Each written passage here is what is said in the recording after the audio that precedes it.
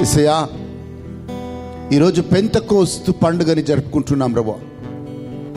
ఎలాగో అయితే నాయనా ఆ రోజు ప్రభువా 120 మంది మీద ఎలాగైతే మీరు మీ యొక్క పరిశుద్ధాత్మ శక్తిని కుమ్మరించారు, ఈరోజు మా మీద కూడా అయా ఇక్కడున్న వారందరి మీద ప్రభువా మీ ఆత్మశక్తిని కుమ్మరించమని కోరుతున్నా ప్రభువా. భూమిని తలక్రిందులు చేసే బిడ్డలుగా ప్రభువా నీ శక్తిని పొందుకున్న తర్వాత వారు మారారు ప్రభువా. ధైర్యముతో నీ సువార్తని బోధించారు ప్రభువా. భూదిగంతముల వరకు నీ సాక్షులుగా ఉన్నారు ప్రభువా. ఈరోజు అభిషేకం కోసం మేము కూడా కనిపెట్టుకొని ఉన్నాం ప్రభువా. We wait on you, Lord, for that great power which enables us to do great things, Lord. Thank you, Lord. యేసు నామములో అడిగి వేడుకుంటున్నాము తండ్రి. దయచేసి కూర్చోండి. పెంటకోస్ట్ అంటే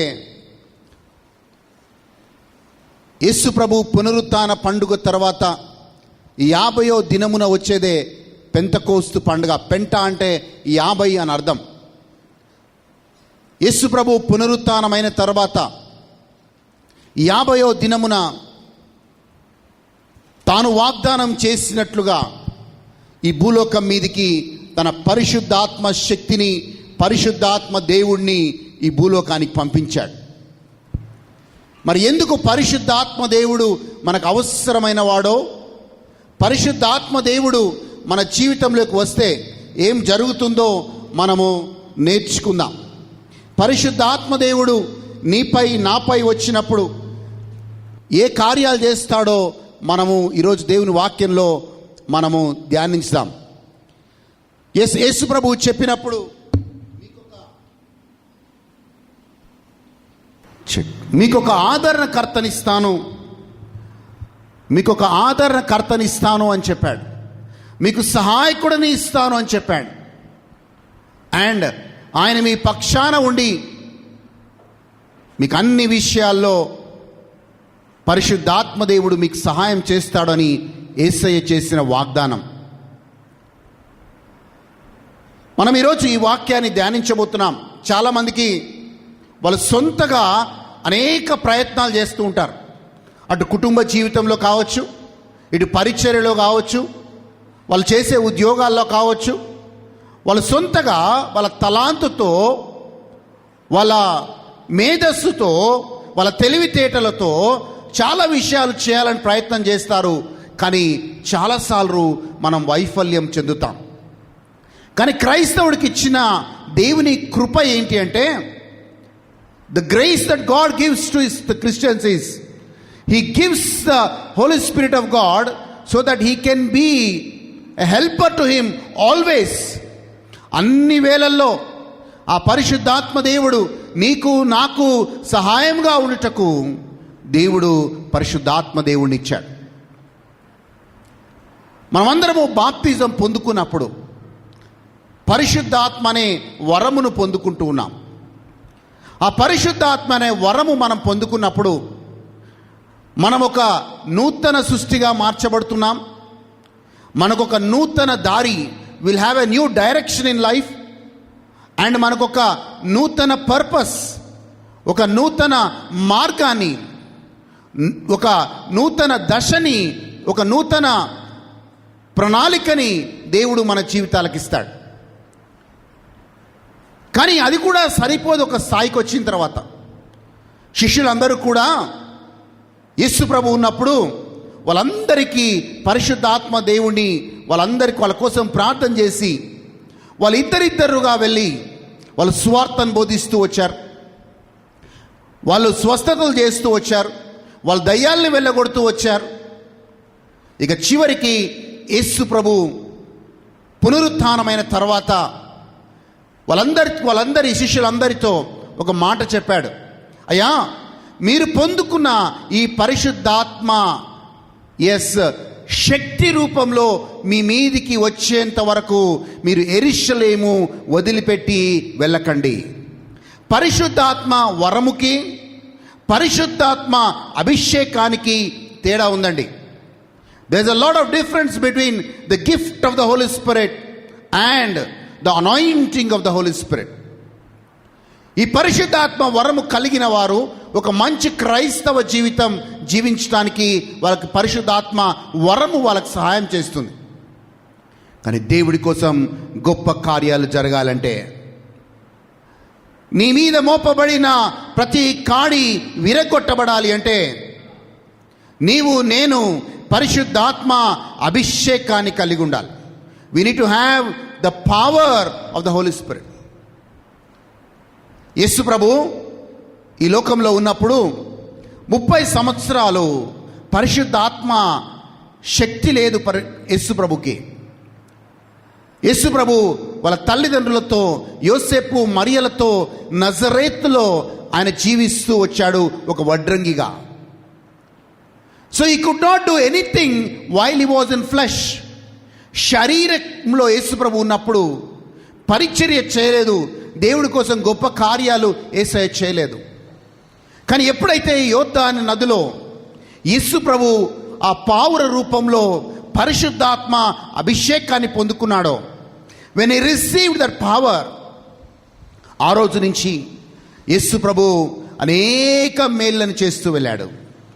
పలు ప్రాంతాల్లో స్వార్థని బోధిస్తూ వెళ్ళాడు, అనేక మందిని స్వస్థపరుస్తూ వెళ్ళాడు, అనేక మందికి విడుదలనిస్తూ వెళ్ళాడు. అండ్ దేవుడు రాజ్యాన్ని ప్రకటిస్తూ యేసు ప్రభు వచ్చాడు. ఈరోజు పెంతెకోస్తు పండుగని జరుపుకుంటున్న మనందరం ఒక ఆశ కలిగి ఉందాం. ఆ ఆశ ఏంటంటే, ప్రభువా నేను కూడా ఈ శక్తిని పొందుకోవాలి.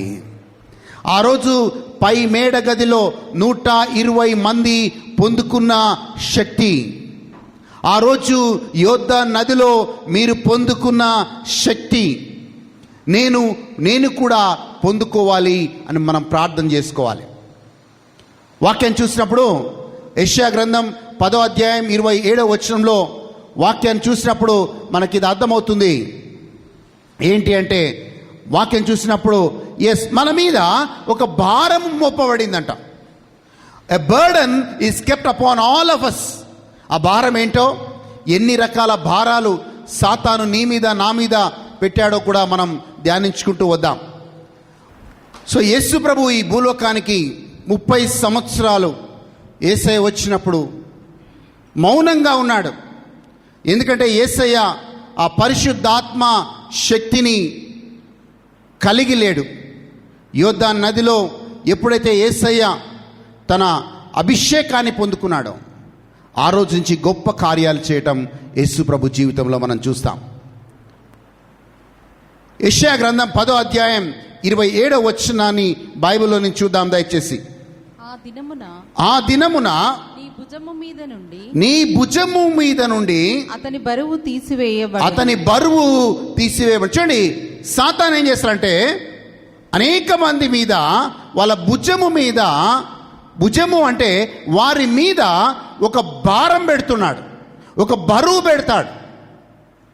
ఆ బరువు శారీరకంగా ఆ బరువు నుంచి బయటికి రాలేం.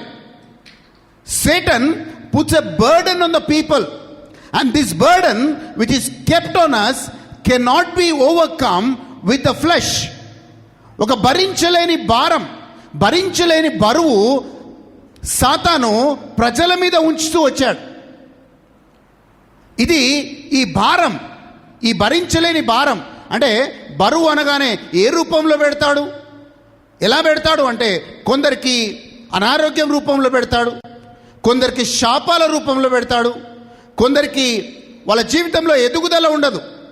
There will be stagnation in life. ముందుకి వాళ్ళు సాగలేరు, ఒక దగ్గర ఆగిపోతారు. ఆత్మీయ జీవితంలో ఆగిపోతారు, ఈ లోకపరమైన జీవితంలో ఆగిపోతారు, వాళ్ళు ముందుకు వెళ్ళలేరు. So there will be stagnation in their life. And మూడవదిగా మనం చూస్తే, తరచుగా వాళ్ళు యాక్సిడెంట్స్ గుండా వెళ్తారు. దాని తర్వాత మనం చూసినట్లయితే అనేక సార్లు నిరుత్సాహంలో, నిస్పృహలో వాళ్ళు జీవిస్తారు. అనుకోకుండా అనేక అనర్థాలు వాళ్ళ జీవితంలో జరుగుతూ వస్తాయి. సో ఈ భరించలేని భారాలన్నీ కూడా సాతాను వాళ్ళ మీద పెట్టినప్పుడు వాళ్ళు ముందుకెళ్ళలేరు. ఒకవైపు ఆ బంధకాల నుంచి బయటికి రాలేరు, ఇంకోవైపు వాళ్ళ జీవితంలో ఎలాంటి ఆశీర్వాదం చూడకుండా ఉంటారు. So it's a burden or it's a yoke that is kept on the people. ఎప్పుడైతే ఆ యొక్క బరువు, ఆ భారము సాతాను పెడతాడో మనము బయటికి రాలేని పరిస్థితిలో ఉంటాం. అందుకే బైబిల్ గ్రంథం చెప్తుంది, శక్తితో కాదు, బలముతో కాదు, నీ ఆత్మ కార్యము. నీ సొంత శక్తితో నువ్వు బయటికి రాలేవు, నీ సొంత తలాంతుతో నువ్వు బయటికి రాలేవు, కానీ దేవుని ఆత్మ వలన మాత్రమే ఆ యొక్క పెట్టబడిన భారము నుంచి నువ్వు బయటికి రాగలుగుతావు. వాక్యాన్ని చదువుదాం. ఆ దినమున నీ భుజము మీద నుండి అతని బరువు తీసివేయబడి నీ మెడ మీద నుండి అతని కాడి కొట్టివేయబడుతుంది. నీవు బలిసినందున ఆ కాడి విరగొట్టబడును. నీవు దేవుని అభిషేకంతో ఉన్నప్పుడు ఆ కాడి విరగొట్టబడుతుంది.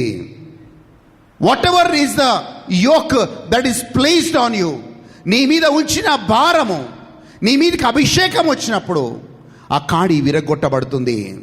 అవును ప్రభువా, నేను నిస్సహాయ స్థితిలో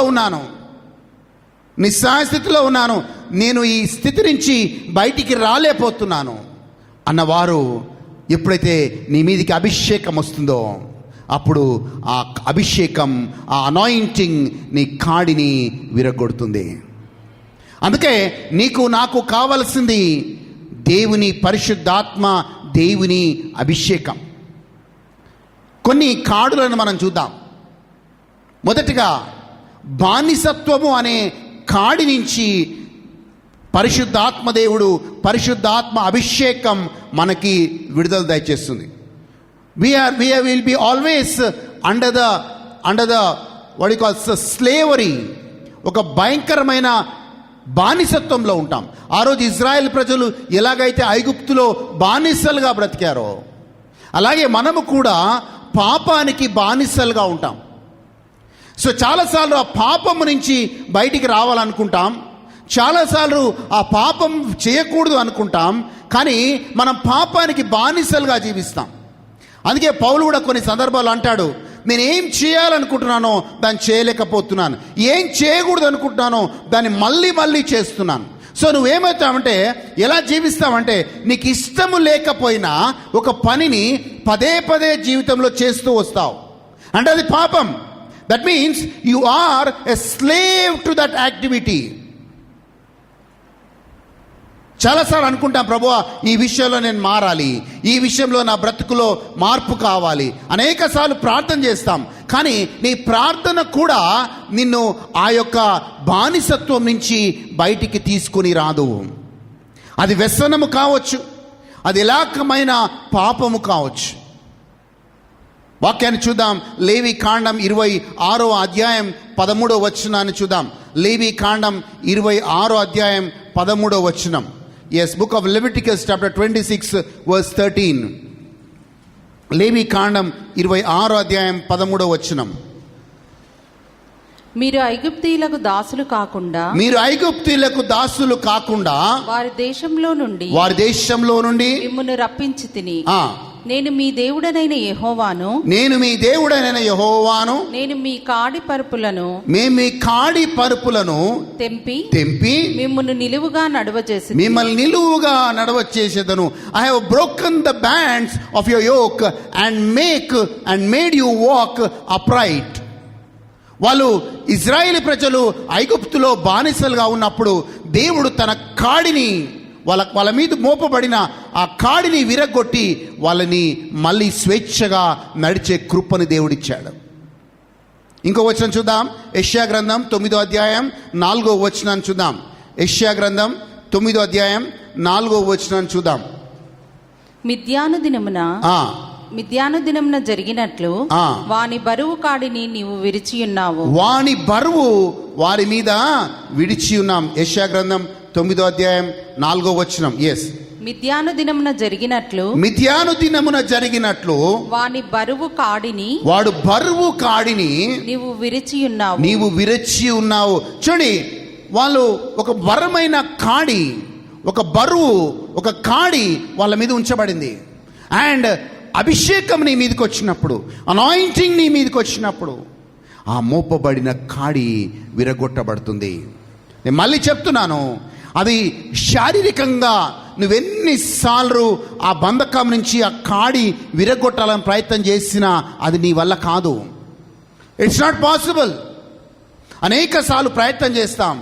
కొన్నిసార్లు ఏం చేస్తాం తెలుసా, నేను ఇది చేయకూడదని నాకు చాలా సెల్ఫ్ కంట్రోల్ ఉంది, చాలా ఇంద్రియ నిగ్రహ శక్తి కలిగి ఉంది, సో ఈ పని చేయను అని చాలాసార్లు మనం ట్రై చేస్తాం.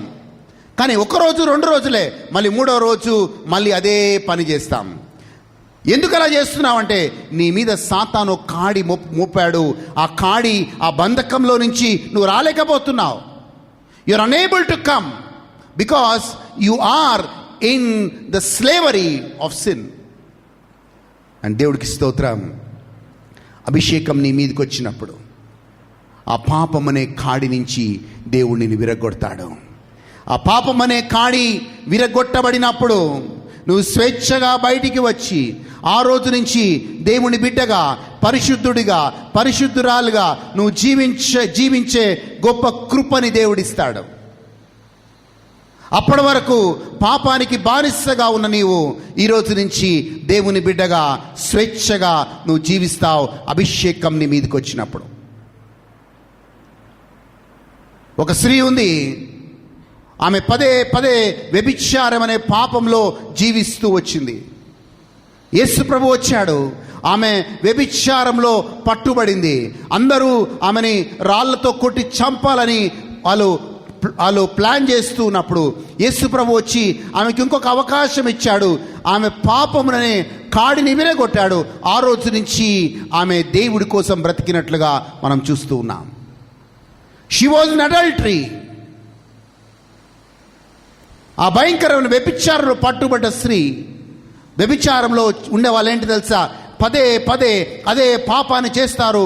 ఎందుకు అంటే వాళ్ళు బానిసైపోతారు దానికి. అండ్ యేసయ్య ఎప్పుడైతే ఆమె కాడి విరగొట్టి ఆమెకి ఇంకొక అవకాశం ఇచ్చాడో ఆమె ఆ రోజు నుంచి యేసు ప్రభు కోసం బ్రతికింది. ఈరోజు నువ్వు ఏ పాపంలో ఉన్నావో, ఏ బంధకాల్లో ఉన్నావో, ఏ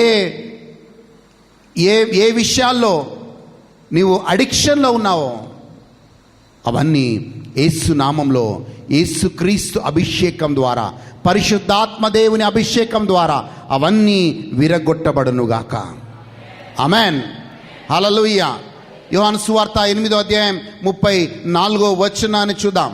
యోహాను సువార్త 12వ అధ్యాయం 25వ వచనాన్ని బైబిల్లోని చూద్దాం దయచేసి.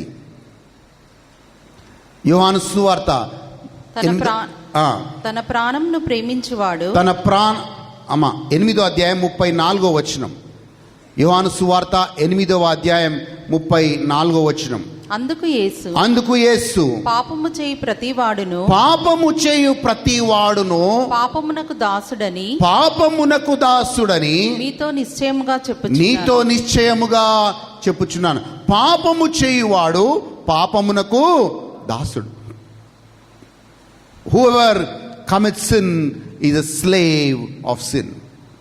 అండ్ రెండవదిగా ఇంకొక కాడి, ఇంకొక బరువు నీ మీద, నా మీద దేవుడించే బరువు ఏంటో తెలుసా?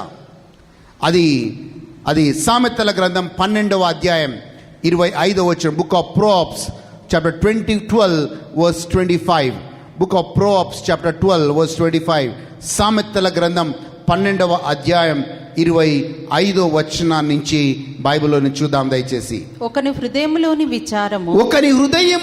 విచారము దాని కృంగ చేయును. చూడండి, ఇంకొక రకమైన ఆ యొక్క ఇదేంటంటే విచారం ఏంటంటే, ఇంకొక రకమైన విషయం ఏంటంటే వాళ్ళ విచారం ఒక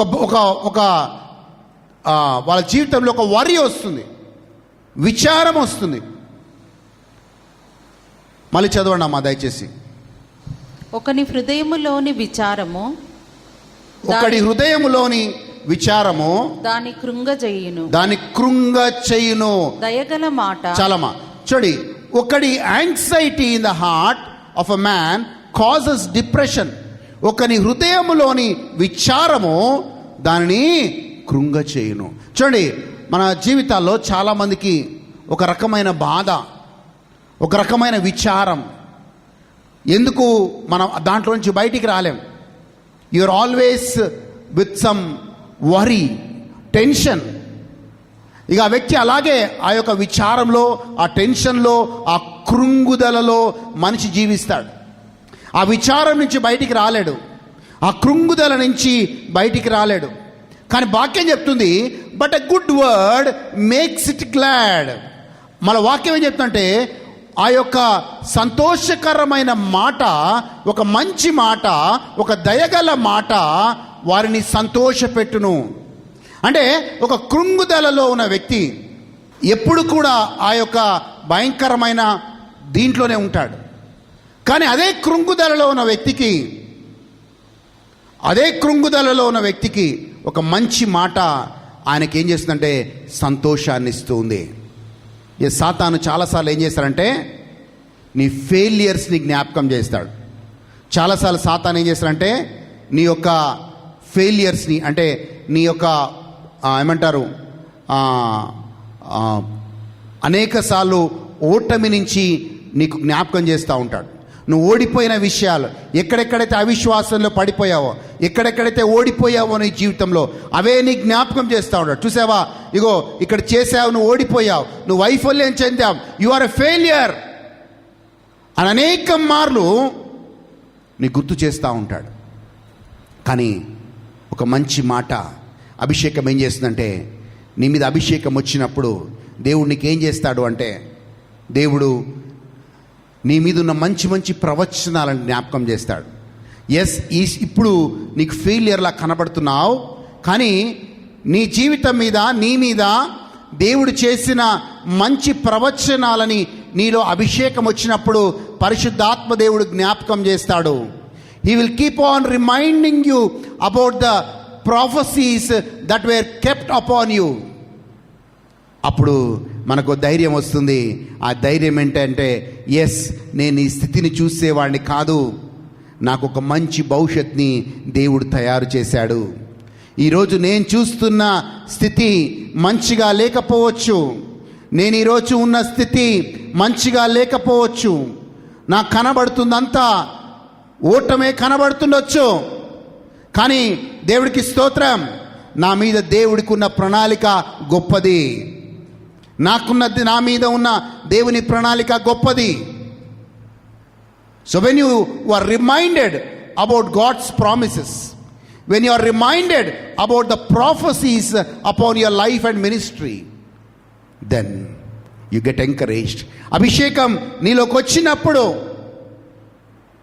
దేవుడు జ్ఞాపకం చేస్తాడు. దావీదుకు ఒక మంచి అలవాటు ఉండేదంట. దావీదు ఓటంలో గుండా వెళ్తున్నప్పుడు, దావీదు కృంగుదలలో ఉన్నప్పుడు, దావీదు నిరుత్సాహము నిస్పృహలో ఉన్నప్పుడు, దావీదు ఎప్పుడు కూడా దేవుడు చేసిన మేలుని తలంచుకునేవాడంట. He is always use to remind himself about the great things which God has done. దేవుడు గొప్ప కార్యాలు ఆయన జీవితంలో ఏమేం చేశాడో అవన్నీ ఆయనలో అభిషేకం జ్ఞాపకం చేసేదంట. అప్పుడు ఎస్, నాకు నిన్న మేలు చేసిన దేవుడు, నాకు నిన్నటి రోజు అద్భుతాలు చేసిన దేవుడు నాకు రేపటి రోజు కూడా నాకు అద్భుతాలు చేస్తాడు. So I am a person who don't walk by sight, but I am a person who will walk by faith. నేను చూసే దాన్ని బట్టి నేను నడవను, కానీ నేను విశ్వాసము ద్వారా నడుస్తాను. ఎందుకంటే నా మీద అభిషేకం ఉంది. అభిషేకం వచ్చినప్పుడు నీ మీద విచారం అనే కాడిని విరగొడుతుంది. అభిషేకం నీలోకి వచ్చినప్పుడు నిరుత్సాహము నిస్పృహ అనే కాడిని విరగొడుతుంది. అభిషేకం నీ మీదకి వచ్చినప్పుడు నువ్వు ధైర్యంతో నింపబడతావు ముందుకి సాగడానికి. హల్లెలూయా, హల్లెలూయా. మూడవ కాడి, రెండు కాడులను చూసాం. ఒకటి బానిసత్వం, స్లేవరీ, బానిసత్వం అనే కాడి విరగొట్టబడుతుంది. రెండవది మనం చూసాం, విచారము, కృంగుదల అనే కాడిని అభిషేకం విరగొడుతుంది. మూడవ కాడి, మనము నిరీక్షణ లేకుండా జీవిస్తాం. హోప్లెస్నెస్ అంటే మనము ఏది నిరీక్షణ లేకుండా, అంటే మన భవిష్యత్ ఏంటో అర్థం కాకుండా జీవిస్తాం. ఉదాహరణకు మీకు చెప్పాలి అంటే, హోప్లెస్ అంటే మనకి ఏ దారి కనబడదు, అన్ని దారులు మూసుకుపోయినట్లుగా కనబడుతుంది. ఇక అయిపోయిందిరా, నా లైఫ్ అయిపోయింది, ఇక ఇదే లాస్ట్, ఇక ఈ సిచ్యువేషన్ నుంచి నన్ను ఎవ్వరు కూడా కాపాడలేరు. ఒక రకమైన హోప్లెస్నెస్ నీ జీవితంలోకి వస్తుంది. నా జీవితంలో అన్ని దారులు మూసుకుపోయాయి, ఇక నేను ముందుకెళ్ళలేను. We live in a hopeless world. నిరీక్షణ లేని లోకంలో మనము జీవిస్తూ వస్తాం. కానీ దేవుడికి స్తోత్రం, దేవుడు ఏం చేస్తారంటే ఆ సమయంలో నీకు కావలసిన అభిషేకాన్ని ఇస్తాడు. దేవుడికి తెలుసు ఇజ్రాయెల్ ప్రజలు, మోషే కొన్ని భయంకరమైన స్థితి గుండా వెళ్తారని. అప్పుడు దేవుడు ఏం చేశాడు తెలుసా? తన చేతుల, మోషే చేతులకి అభిషేకాన్ని ఇచ్చాడు. God gave power in the hands of Moses. దేవుడు ఆ మోషే చేతులకి తన అభిషేకాన్ని, తన శక్తిని ఇచ్చినట్లుగా బైబిల్లో చూస్తున్నాం. నిర్గమకాండం 4వ అధ్యాయం 21వ వచనాన్ని చూద్దాం. నిర్గమకాండం 4వ అధ్యాయం 21వ వచనాన్ని బైబిల్లో నుంచి చూద్దాం ప్లీజ్. అప్పుడు యెహోవా మోషేతో ఇట్లా నేను నీవు ఐగుప్తునందు తిరిగి చేరిన తర్వాత చేయుటకు నేను నీకిచ్చిన మహత్కార్యములన్నీ ఫరో ఎదుట చేయవలెను సుమి. అయితే నేను అతని హృదయమును కఠినపరచెదను. అతడు ఈ జనులను పోనీయడు. అప్పుడు నీవు ఫరోతో ఇశ్రాయేలు నా కుమారుడు, నా జ్యేష్ఠ పుత్రుడు, నన్ను సేవించు. చాలా అదొక్కటే వచనం చూడండి. వాక్యం చూసినప్పుడు 21వ వచనం చూసినప్పుడు, 21వ వచనం చూసినప్పుడు మనకు కూడా ఒక వాక్యం, ఒక మాట కనపడుతుంది. అప్పుడు యెహోవా చేయుటకు నేను నీకిచ్చిన మహత్కార్యములన్నిటి ఫరో ఎదుట చేయవలెను. చూడండి, ఆయన చేతికి దేవుడు మోషే శక్తిని ఇస్తున్నాడు. సో ఫరో ఎదుట మహత్కార్యములు చేయుటకు దేవుడు ఆయనకు శక్తిని ఇస్తున్నాడు. He is giving power in the hands. ఆ మహత్కార్యాలు చేయడానికి దేవుడు మోషే చేతులని అభిషేకిస్తూ ఉన్నాడు. ఇక మోషే ఎర్ర సముద్రం దగ్గరికి వచ్చాడు. ఎర్ర సముద్రం దగ్గరికి వచ్చినప్పుడు ముందు ఎర్ర సముద్రం ఉంది, వెనకాల ఐగుప్తులు ఉన్నారు. ఇక అన్ని దారులు మూసుకుపోయాయి మోషేకి. ఇశ్రాయేల్ ప్రజలు ఒకవైపు మోషేపై మొరపెడుతున్నారు, ఎందుకయ్యా మమ్మల్ని ఇక్కడ తీసుకొచ్చావు? వెనకాలేమో ఐగుప్తులు కనబడుతున్నారు, ముందు ఎర్ర సముద్రం కనబడుతుంది, మేము ఎక్కడికి వెళ్ళాలయ్యా? వాళ్ళు ఒకవైపు మోసే వైపు గునుగుతున్నారు. కానీ మోషేతో దేవుడు అన్నాడు, మోషే నీ చేతిలో ఏముంది? ఆ కర్రని తీసి, ఆ మోషే ఆ కర్రని తీసి ఆ ఎర్ర సముద్రం వైపు కొట్టు అంటున్నాడు. ఎప్పుడైతే మోషే ఆ అభిషేకించిన చేతులతో, ఆ శక్తితో నింపబడిన చేతులతో ఆ కర్రను తీసి ఆ ఎర్ర సముద్రం మీద కొట్టాడో, అది 2 పాయలుగా చీలుతూ ఉంది. ఏ దారి లేని ఇజ్రాయెల్ ప్రజలకి దేవుడు ఒక దారిని చూపిస్తూ ఉన్నాడు. ఈరోజు నీ జీవితంలో కూడా అన్ని దారులు మూసుకుపోయి అనుకుంటున్నావేమో, అన్ని దారులు మూయబడ్డాయి, ప్రభువా నాకు ఇంకొక దారి లేదు అని నువ్వు బాధపడుతున్నావేమో. కానీ మూయబడ్డ ప్రతి ద్వారం, నీ మీదికి అభిషేకం వచ్చింది కనుక ప్రతి ద్వారం యేసు నామంలో తెరవబడునుగాక. ఆ రోజు ఎర్ర సముద్రాన్ని తెరిచి ఒక మార్గాన్ని చూపించిన దేవుడు ఈరోజు నీకు కూడా తన అభిషేకాన్ని ఇచ్చి నీకు కూడా నీ జీవితంలో ఒక మార్గాన్ని చూపించునుగాక. మనం 4వ కాడి, శాపం అనే కాడిని సాతాను మనుషుల మీద ఉంచుతాడు. He will give another yoke called curse. ఈ శాపంలో ఉన్న వాళ్ళు ఏమవుతుందో తెలుసా అండి? శాపం ఏం చేస్తుందంటే people live in the curse. And curse definition ఏంటంటే, curse is the power which pulls back a person from progressing. శాపము ఒక శక్తి. ఆ శక్తి ఏం చేస్తుందంటే, ఒక మనిషి వర్ధిల్లకుండా, ఒక మనిషి ముందుకెళ్ళకుండా, ఒక మనిషి ఫలించకుండా ఆ శాపము ఆ వ్యక్తిని ఆపుతుంది, ఆ కుటుంబాన్ని ఆపుతుంది. కానీ నీ మీదికి అభిషేకము అనే కాడి నీ మీదికి వచ్చిన తర్వాత, అభిషేకం అనే కాడి నీ మీదికి వచ్చిన తర్వాత, నీ మీద మోపబడిన ప్రతి శాపం అనే కాడి యేసు నామంలో విరగొట్టబడుతూ ఉంది. ఆమెన్, హల్లెలూయా. ఒక కుటుంబం ఉంది, వాళ్ళు తెలియక కొన్ని తప్పులు చేశారు. పెళ్ళైన కొత్తలో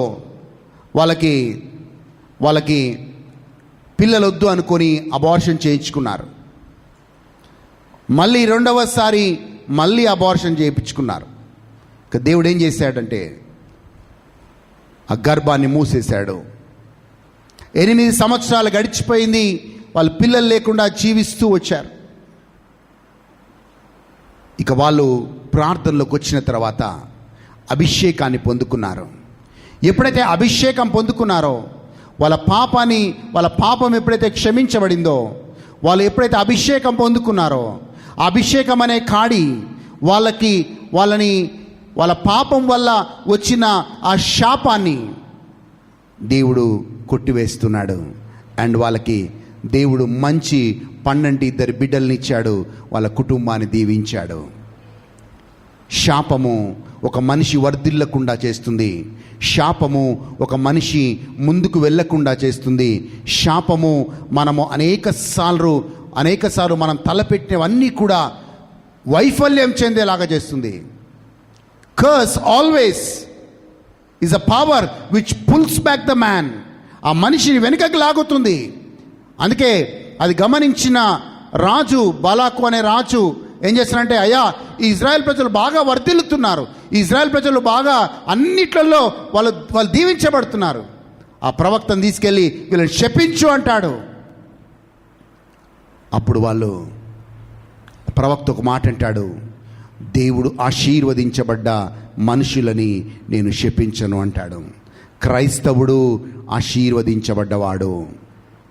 ఈరోజు నీకు తెలిసి తెలియకుండా ఒకవేళ నీ పాపం వల్ల నువ్వు శాపంలోకి వస్తే, ఈరోజు నీ మీదకి వచ్చే అభిషేకం ఆ శాపం అనే కాడిని యేసు నామంలో విరగొట్టబడును గాక. ఆమేన్. సామెతల గ్రంథం 3వ అధ్యాయం 33వ వచనాన్ని చూద్దాం. సామెతల గ్రంథం 3వ అధ్యాయం 33వ వచనం. Book of Proverbs chapter 3 verses 33. we read like this. భక్తిహీనుల ఇంటి మీదికి యెహోవా శాపము వచ్చును. భక్తిహీనుల ఇంటి మీదికి యెహోవా శాపము వచ్చును, కానీ నీతిమంతుల నివాస స్థలమును ఆయన ఆశీర్వదించును. The curse of the Lord is on the house of the wicked, but he blesses the home of the righteous. భక్తిహీనులు అంటే దేవుడికి వ్యతిరేకంగా వెళ్ళేవారు. భక్తిహీనులు అంటే దేవుడు లేకుండా జీవించేవాళ్ళు. భక్తిహీనులు అంటే దేవుని లెక్క చేయకుండా జీవించే వాళ్ళ అర్థం. కానీ నీతిమంతులని దేవుడు ఆశీర్వదించేవాళ్ళలాగా ఉంటాడు. ఈరోజు నీ శాపము కొట్టివేయబడి నువ్వు ఆశీర్వాదంలోకి వత్తువుగాక. 5వ కాడిని మనం చూస్తూ ఉన్నాం. 5వ కాడిని మనం చూస్తూ ఉన్నాం. విచారము అనే కాడి. బాధ కంటే దాని బాధ. ఈరోజు చాలామంది బయటికి మంచిగా కనబడతారు. They look so nice. మంచిగా డ్రెస్అప్ చేసుకుంటారు. స్మైలింగ్ ఫేస్ కనబడుతుంది వాళ్ళలో. కానీ లోపల ఒక బాధ, ఎప్పుడూ బాధ. కొందరికైతేనేమో వాళ్ళ ముఖంలోనే మనకు తెలిసిపోతుంది వాళ్ళు బాధలో ఉన్నారని.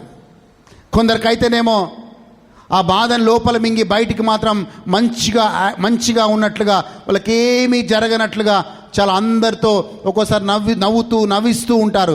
కానీ లోపల ఒక బాధ ఉంటుంది. There is a sorrow inside. ఆ బాధ ఏం చేస్తుందంటే ఆ మనిషిని ఎప్పుడు కూడా విచారంలో ఉంచుతుంది. ఎప్పుడు కూడా బయటికి మంచిగా కనబడే వ్యక్తి లోపల ఏడుస్తూ ఉంటాడు. విచారం, బాధ. ఆ బాధ ఎందుకు వచ్చింది ఈ వ్యక్తి కంటే? ఏదో సంఘటన వల్ల వచ్చింది. ఎవరో వ్యక్తి చనిపోవడం వల్ల ఆ బాధ వాళ్ళలో ఉండిపోయింది. ఎక్కడో ఏదో జరిగింది. దానివల్ల అదే తలుచుకుంటూ ఆ బాధలో వాళ్ళు జీవిస్తారు. ఎక్కడో వాళ్ళు మోసపోయారు.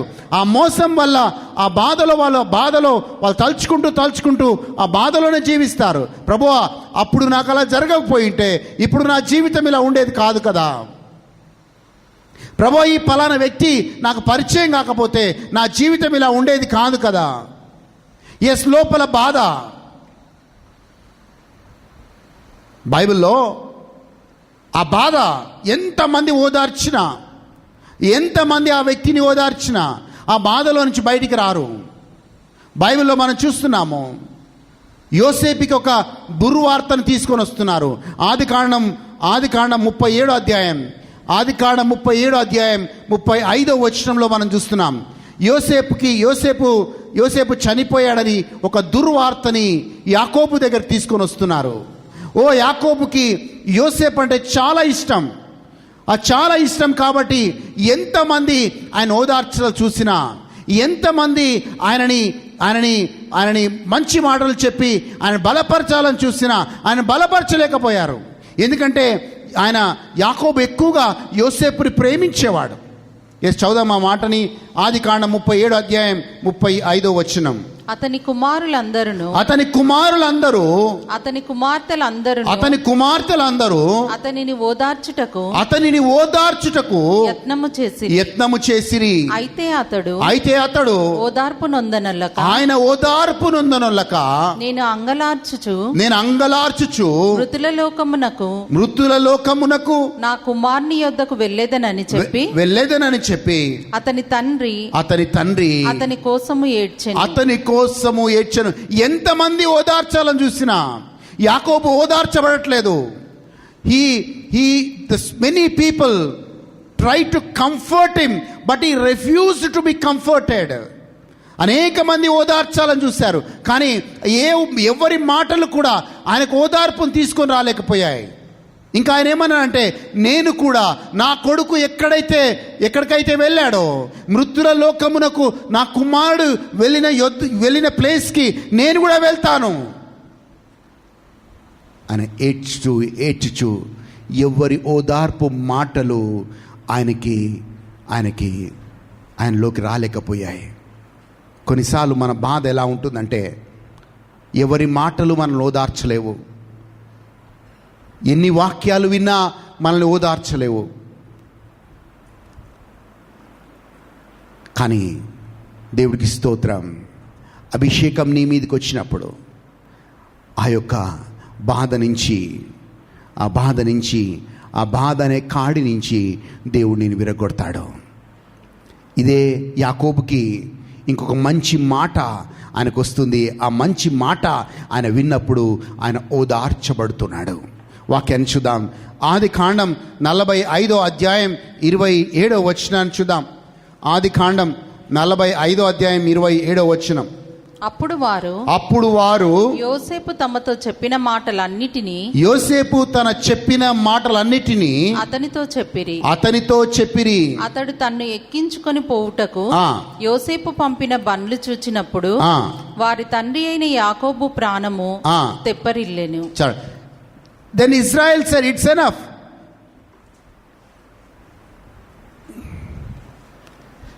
దానికంటే ముందు వచ్చిన Then Israel said, it's enough. అమ్మా చదువు 27వ వచనం 28వ వచనం చదవండి. అప్పుడు ఇశ్రాయేలు ఇంతే చాలును నా కుమారుడైన యోసేపు ఇంకా బ్రతికి ఉన్నాడు.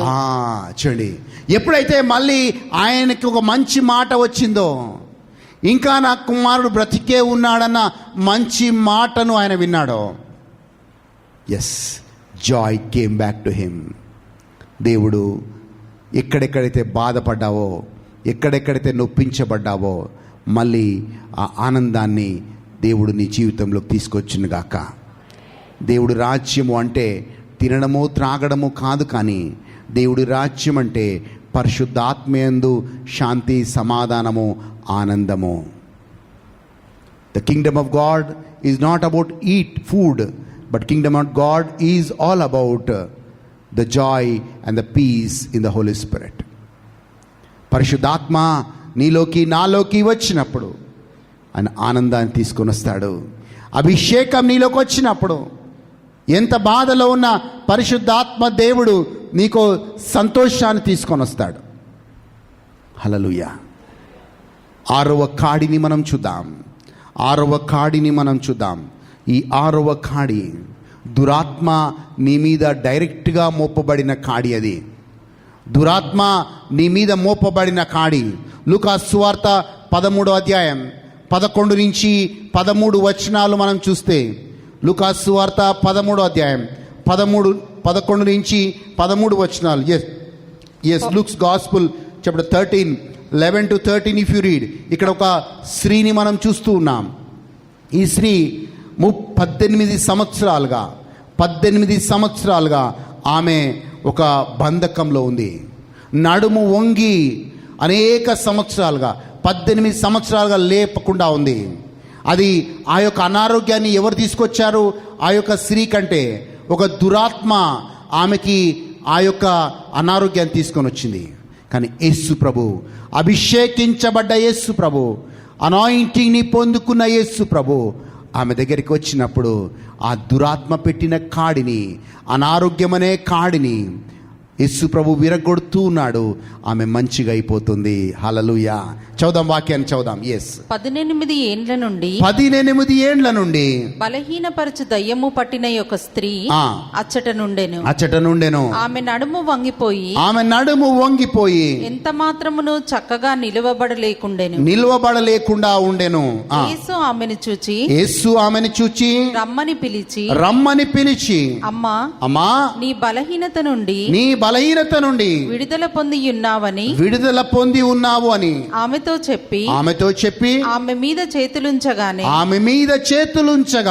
ఆమె చక్కగా నిలవబడి దేవుని మహిమపరచను. 18 సంవత్సరాలుగా మోపబడిన కాడి అది. 18 సంవత్సరాలుగా మోపబడిన భారము అది. కానీ దేవుడికి స్తోత్రం. ఆ 18 సంవత్సరాల నుంచి ఆ కాడి, మోపబడిన కాడి యేసు నామంలో విరగొట్టబడుతుంది. హల్లెలూయా. ఎస్, బహుశా దురాత్మ నీ మీద కాడి ఉంచిందేమో, అనారోగ్యం అనే కాడి ఉంచిందేమో. ఎస్, బట్ అభిషేకం నీ మీదకి వచ్చినప్పుడు, అభిషేకించబడ్డవారు నీ మీద చేతులుంచి ప్రార్థించినప్పుడు నీ మీద ప్రతి కాడి యేసు నామంలో విరగొట్టబడునుగాక. ఆమేన్. చివరిగా 7వ కాడిని మనం చూద్దాం. 7వ కాడిని మనం చూద్దాం. We will see the seventh yoke or seventh burden that is kept upon us. ఈ కాడి పరిచర్యలో ఉన్న వాళ్ళు, it will be a ministry of dead works. అంటే ఫలభరితము లేని పరిచర్య మనకు కనబడుతుంది. ఆ పరిచర్యలో ఫలభరితం ఉండదు. ఆ పరిచర్య ఫలించదు. ఆ పరిచర్య దేవుడి కోసం ఏర్పరచబడ్డ ఆ పరిచర్య, ఆ యొక్క దేవుడి కోసం ఏర్పాటు చేయబడ్డ ఆ సేవకుడు, ఆయన ద్వారా పరిచర్య విస్తరించదు. It will become a ministry of dead works, no progress. And ఎక్కడ కూడా ఆ పరిచర్య విస్తరించదు. ఆ సేవకుడు కూడా ఆయనలో ఉన్న అభిషేకాన్ని ఆయన చూడలేడు, అభిషేకంలో నడవలేడు, ప్రయత్నం చేస్తుంటాడు పరిచర్య చేయాలని, కానీ ఆయన వల్ల ఏమీ జరగకుండా అన్నీ ఆగిపోతాయి. It will be a ministry of dead works. మనం చూసినట్లయితే ఇప్పుడు వాళ్ళు ఎలా పరిచర్య చేస్తారు, అప్పుడు ఎలా పరిచర్య చేస్తారంటే వాక్యం చెప్తారు, కానీ జ్ఞానముతో వాక్యము చెప్తారు. వాళ్ళు పరిచర్య చేస్తారు, కానీ ఫలభరితంగా ఉండదు. పాటలు పాడతారు, కానీ ఎలా పాడతారంటే టాలెంట్తో పాడతారు. వాక్యమేమో జ్ఞానంతో బోధిస్తారు, పాటలేమో టాలెంట్తో పాడతారు. కానీ ఈ రెండు జరగాల్సింది అభిషేకం ద్వారానే. ఎందుకంటే మనము మోటివేషనల్ స్పీకర్స్ కాదు, ఇంకొకరిని ఉజ్జీవింపజేసే బోధకులం కాదు. మనం we are not motivational speakers, we are the mouthpiece of God. మనం ఇంకొకరిని బలపరిచి ఏమని ఏమంటారు, వాళ్ళని మోటివేట్ చేయడానికి దేవుడు మనల్ని ఎన్నుకోలేదు. దేవుడు ఒక సేవకుడిని ఎందుకు ఎన్నుకుంటే ఆయన దేవుడి యొక్క స్వరమై ఉంటాడని ఎన్నుకుంటాడు. దేవుడి చేతిలో ఒక సాధనంగా ఉంటాడని దేవుడు ఆ వ్యక్తిని ఎన్నుకుంటాడు. ఆ పరిచర్య దేవుని మహిమార్థం ఈ భూలోకంలో ఉంటుందని ఆ పరిచర్యని దేవుడు ఏర్పాటు చేస్తాడు. కానీ ఆ పరిచర్య విస్తరించదు, ఆ పరిచర్య ఫలభరితంగా ఉండదు. అలాంటి వారికి కావాల్సింది దేవుని అభిషేకం.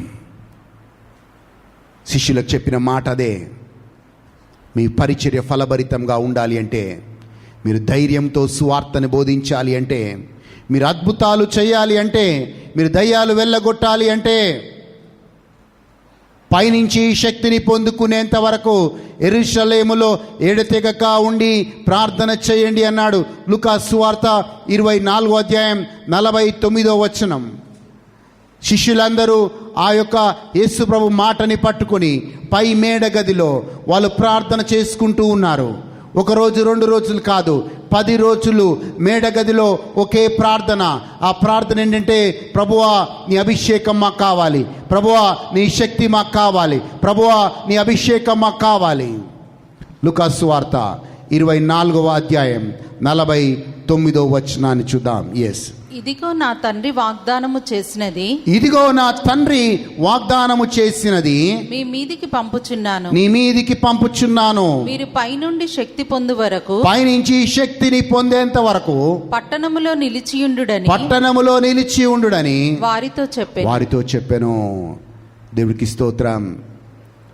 ఆ పెంతెకోస్తు దినాన అపోస్తుల కార్యాలు 2వ అధ్యాయంలో వాళ్ళు బలంగా దేవుని అభిషేకాన్ని పొందుకున్నారు.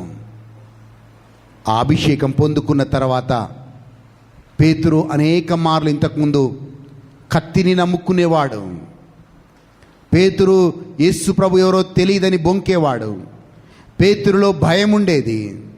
కానీ అభిషేకం పొందుకున్న తర్వాత పేతురులోంచి భయం వెళ్ళిపోయింది. పేతురు ఇంతకుముందు కోపం వస్తే వరలో నుంచి కత్తిని తీసేవాడు, కానీ ఇప్పుడు ఆ పేతురు, నా కత్తి అవసరం లేదు, నా చేతిలో 2 అంచుల గల ఖడ్గం ఉంది, అది దేవుని వాక్యమని ఆ వాక్యాన్ని ప్రకటిస్తూ వచ్చాడు. వరలో ఉన్న కత్తిని తీసేశాడు, తన చేతిలో 2 అంచుల గల ఖడ్గమైన దేవుని వాక్యాన్ని పట్టుకున్నాడు. పిరికి వాడైన పేతురు, భయపడే పేతురు, సమాజానికి భయపడే పేతురు, చిన్న చిన్న విషయాలకి అల్ప విశ్వాసంలోకి వెళ్ళే పేతురు అభిషేకం పొందుకున్న తర్వాత ధైర్యంగా నిలబడి స్వార్థను ప్రకటిస్తూ వచ్చాడు. ఏ మనిషికి భయపడలేదు, ఏ అధికారికి భయపడలేదు, ధైర్యంగా సువార్తని పొందుకున్నాడు. నువ్వు భయంలో ఉంటే అభిషేకం నీ మీదికి వచ్చినప్పుడు ఆ భయం అనే కాడిని అభిషేకం విరగొడుతుంది. అండ్ దేవుడి కోసం గొప్ప కార్యాలు చేయటానికి దేవుడు పేతురుని గొప్పగా వాడుకున్నట్లుగా మనం బైబిల్లో చూస్తున్నాం. ఈరోజు మీ అందరి గుడ్ న్యూస్ ఏంటంటే, మీ అందరికీ శుభవార్త ఏంటంటే నీలో నాలో కూడా ఒక అభిషేకాన్ని ఉంచాడు. ఆ అభిషేకం మనం గుర్తించము. నీలో నాలో కూడా ఒక అభిషేకాన్ని దేవుడు ఉంచాడు. ఆ అభిషేకం నీకు ఏం చేయాలో బోధిస్తుంది. అభిషేకం నువ్వేం చేయాలో నేర్పిస్తుంది. మొదటి యోహాను 1 జాన్ 22 అధ్యాయం 20వ వచనాన్ని మనం చూసినప్పుడు 1 జాన్ 2:20 మొదటి యోహాను 2వ అధ్యాయం 27వ వచనాన్ని మనం బైబిల్లో చూద్దాం దయచేసి. అయితే ఆయన వలన మీరు పొందిన అభిషేకము మీలో నిలుచుచున్నది కనుక ఎవడును మీకు బోధింపనవసరము లేదు. ఆయన ఇచ్చిన అభిషేకము దేవుడు ఇచ్చిన అభిషేకము సత్యమే కాని అబద్ధము కాదు. అది అన్నిటిని గురించి మీకు బోధించుచున్న ప్రకారముగాను ఆయన మీకు బోధించిన ప్రకారముగాను ఆయనలో మీరు నిలుచుచున్నారు. హల్లెలూయా. సో మీ మీద నా మీద చెప్పండి, నా మీద దేవుడు ఒక అభిషేకాన్ని ఉంచాడు. నేను పొందుకున్న అభిషేకం నాకన్నీ నేర్పిస్తుంది, నాకన్నీ బోధిస్తుంది, నా మీదున్న ప్రతి కాడి విరగొడుతుంది. Amen, amen, amen. You have an anointing. నీలో అభిషేకం ఉంది. మట్టి ఘటమైన నీ శరీరంలో, నా శరీరంలో దేవుడు తన అభిషేకాన్ని ఉంచాడు. తన మహిమైశ్వర్యమైన అభిషేకాన్ని దేవుడు ఉంచాడు. అండ్ ఆ అభిషేకం నీకన్నీ నేర్పిస్తుంది, నీకన్నీ బోధిస్తుంది. యేసు ప్రభువుని చెప్పినట్లుగా అభిషేకించబడ్డ తర్వాతనే అనేకులకు మంచి చేస్తూ వెళ్ళాడు, అనేకులకు మేలు చేస్తూ వెళ్ళాడు, అనేకులని స్వస్థపరుస్తూ వెళ్ళాడు, అనేకులని విడుదల చేస్తూ వెళ్ళాడు. అపోస్తుల కార్యాలు 10వ అధ్యాయం 38వ వచనంలో చూద్దాం. యాక్ట్స్ అపోస్తుల కార్యాలు 10వ అధ్యాయం 38వ వచనం. అదేదనగా దేవుడు నజరేయుడైన యేసును పరిశుద్ధాత్మతోను శక్తితోను, చూడండి జాగ్రత్తగా వినండి, నజరేయుడైన యేసు క్రీస్తు, God anointed Jesus Christ with the Holy Spirit and with power. పరిశుద్ధాత్మ వరము వేరు, పరిశుద్ధాత్మ శక్తి వేరు. ఎప్పుడైతే యేసు ప్రభు పరిశుద్ధాత్మతో శక్తితో ఆయన నింపబడ్డాడో అప్పుడు ఈ మహత్కార్యాలు ఆయన జీవితంలో జరిగాయి. ఎస్, అభిషేకించననున్నదియే దేవుడు ఆయనకు తోడయుండెను కనుక ఆయన మేలు చేయుచు. చూడండి, మొట్టమొదటిగా అభిషేకం నీ మీదకి వచ్చినప్పుడు నీ ద్వారా అనేక మందికి మేలు జరుగుతుంది. రెండవది అపవాది చేత పీడింపబడిన రెండవదిగా అపవాది చేత పీడించబడ్డ ప్రతి వారు విడుదల పొందుకుంటారు. All who are oppressed by the devil will be set free when you carry the anointing. స్వస్థపరచుచు. మూడవదిగా ప్రజలు నీ ద్వారా, అభిషేకించబడ్డ నీ ద్వారా ప్రజలు స్వస్థత పొందుతారు. 3 విషయాలు ఖచ్చితంగా అభిషేకం నీలోకి వచ్చినప్పుడు జరుగుతుంది. ఒకటి, అనేకులకి మేలు జరుగుతుంది. అపవాది పెట్టిన కాడి విరగొట్టబడుతుంది. అనేక మంది అనారోగ్యంగా ఉన్నవారు స్వస్థతను, విడుదలను పొందుకుంటారు. హల్లెలూయా. చెప్దాం, నాకు ఈ అభిషేకం కావాలి ప్రభువా. హల్లెలూయా, హల్లెలూయా. చెప్పండి, దేవుని ఆత్మ నా మీద ఉంది, దేవుని ఆత్మ నా మీద ఉంది. బందీలకు విడుదలనిచ్చుటకు, చూపు లేని వారికి చూపునిచ్చుటకు, రోగులని స్వస్థపరచుటకు ఆయన నన్ను అభిషేకించెను. ఆమేన్, హల్లెలూయా. ఈరోజు ఈ గొప్ప పెంతెకోస్తు పండుగ దినమున మనందరి ఆశ, మనందరి ప్రార్థన ఒకటే కావాలి. ఆ ప్రార్థన ఏంటంటే, ప్రభువా, పరిశుద్ధాత్మ వరము నేను కలిగి ఉన్నాను. ఒక క్రైస్తవుడిగా పరిశుద్ధాత్మ వరము నేను కలిగి ఉన్నాను. కానీ నాకు కావాల్సింది ప్రభువా నీ శక్తి. ఏం కావాలి మనకి? దేవుని శక్తి కావాలి. Lord, I need your power. Lord I need your power, lord I need your power, నాకు శక్తి కావాలి అని ప్రార్థన చేద్దాం. లేచి నిలబడదాం, అందరం దయచేసి లేచి నిలబడదాం. Let's all stand up and pray. Oh thank you Jesus. లేచి నిలబడి ప్రార్థన చేసుకుందాం. ప్రభువా, నీ శక్తి మాకు కావాలి, నీ అభిషేకం మాకు కావాలి. నీ అభిషేకం మా మీదకి వచ్చినప్పుడు, నీ అభిషేకం మా మీదకి వచ్చినప్పుడు ప్రభువా మేము బోధిస్తాం. ప్రభువా, మీ శక్తి మా మీదకి వచ్చినప్పుడు మా జీవితాల్లో స్వస్థత, నా అభిషేకం మా మీదకి వచ్చినప్పుడు మా జీవితాల్లో విడుదల, నీ అభిషేకం మా మీదకి వచ్చినప్పుడు. Oh thank you Jesus. కళ్ళు మూసుకోండి, అటు ఇటు చూడకండి. Ask for the anointing, ask for the anointing. Oh thank you Lord, thank you Jesus. Yes, యథార్థంగా అడుగుదాం. ఏ కాడి నీ మీద మోపబడింది? ఎలాంటి కాడి నీ మీద ఉంది? బానిసత్వం అనే కాడ, పాపము అనే బానిసత్వం అనే కాడి నీ మీద మోపబడిందా? ఈరోజు యేసు నామములో కొట్టివేయబడును గాక. ఈరోజు ఎలాంటి కాడి ఉన్నా సరే ఈరోజు ఈ జీవితంలో కొట్టివేయబడును గాక. నిరుత్సాహము, నిస్పృహ, బాధ అనే కాడి నీ మీద మోపబడిందా? బయటికి మంచిగానే కనబడుతున్నావు, కానీ లోపల విచారంతో ఉన్నావు, కృంగుదలలో ఉన్నావు, బాధలో ఉన్నావు. ఆ కాడి యేసు నామంలో విరగొట్టబడును గాక. నిరీక్షణ లేకుండా జీవిస్తున్నావా? అన్ని దారులు మూయబడ్డాయి. నిరీక్షణ లేకుండా జీవిస్తున్నావా? Are you living in hopelessness? ఆ కాడి యేసు నామంలో విరగొట్టబడును గాక. శాపం అనే కాడి కింద ఉన్నావా?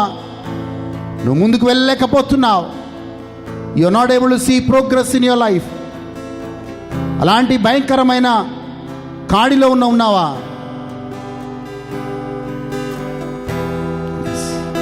కాడి యేసు నామములో విరగొట్టబడును గాక.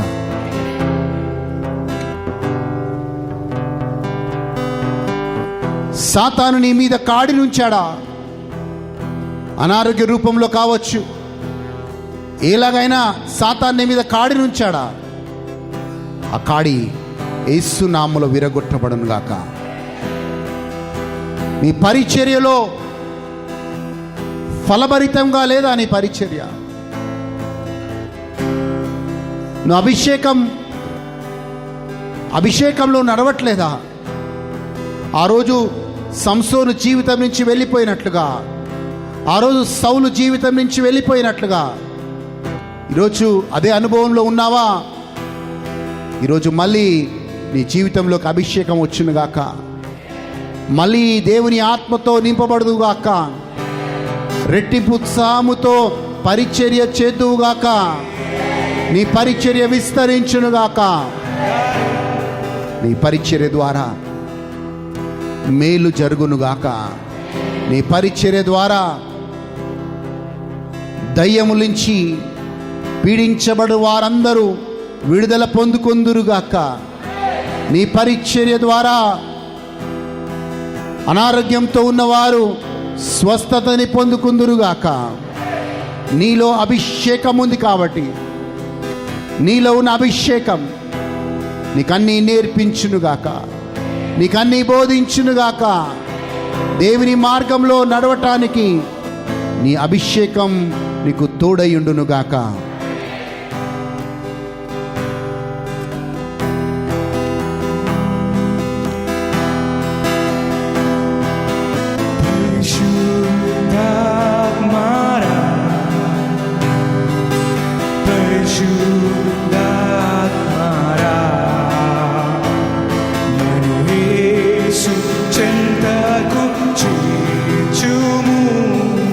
పరిశుద్ధ పరిశుద్ధుడా